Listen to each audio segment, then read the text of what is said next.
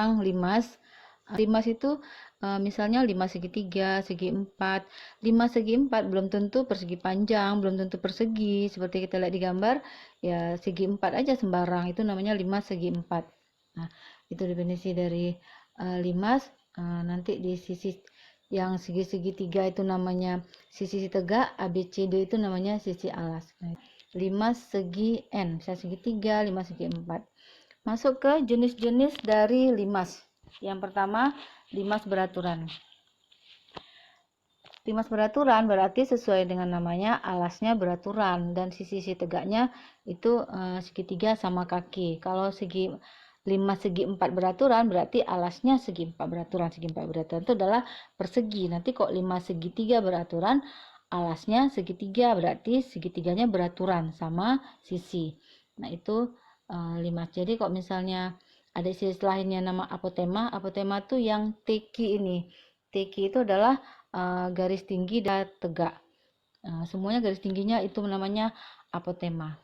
5 segitiga kita namakan nama lainnya bidang 4. Nah, ada beberapa bidang 4 di sini. Bidang 4 beraturan. Bidang 4 beraturan berarti semua rusuknya beraturan atau beraturan artinya kongruen, sama. Jadi rusuk-rusuk alasnya, rusuk-rusuk tegaknya semuanya sama. Itu namanya limas bidang 4 beraturan. Masuk lagi ada namanya bidang 4 ortogonal. Bidang 4 ortogonal itu semua rusuk-rusuk yang berhadapan saling bersilangan tegak lurus. Misalnya kita ambil TA. TA itu bersilangan dengan BC. TA dengan BC saling tegak lurus. Kenapa? Karena TA-nya rusuk tegak, BC-nya di alas. Rusuk tegak, tegak lurus dengan alas. Otomatis rusuk tegak TA tegak lurus dengan semua sisi rusuk-rusuk yang ada di alas, termasuk BC. Anda bisa ambil yang lainnya, pasti kalau yang bersilangan pasti saling tegak lurus. Jadi ini kita misalkan dia berada dalam kubus, itu lebih mudah membayangkan bidang 4 ortogonal. Selanjutnya limas terpancung. Motongnya itu harus sejajar dengan alas, sehingga nanti alas dengan bidang potongannya itu dia kongruen, karena sejajar kita potong pasti kongruen, itu lebih kecil yang sisi atas daripada sisi bawah. Jadi akan selanjutnya terpancung ini sisi atas kita namakan A, sisi bawah kita namakan B. Jadi kita baca limas terpancung ABCD PQRS. Luas dari sisi tegak pada limas beraturan. Di sini limas beraturannya boleh segitiga, segi 4 dan segi 5. Berarti luas sisi tegaknya 4 kali luas sisi-sisi tegaknya. Sisi tegaknya kan semuanya kongruen, jadi tinggal 4 kali setengah alas kali tinggi. Alasnya misalkan kita nama S, tingginya apotema tadi namanya A. Jadi 4 kali setengah kali S kali A.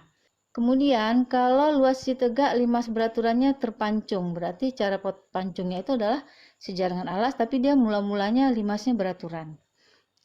Rumusnya adalah jumlah keliling bidang alas dan bidang atas. Jadi kita lihat luas sisi tegaknya adalah 4 kali luas sisi tegak diambil 1. Sisi tegak ini kan udah terpancung, bentuknya trapesium sama kaki.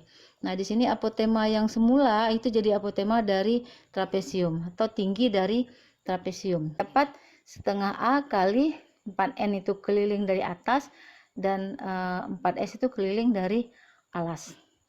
Volume limas.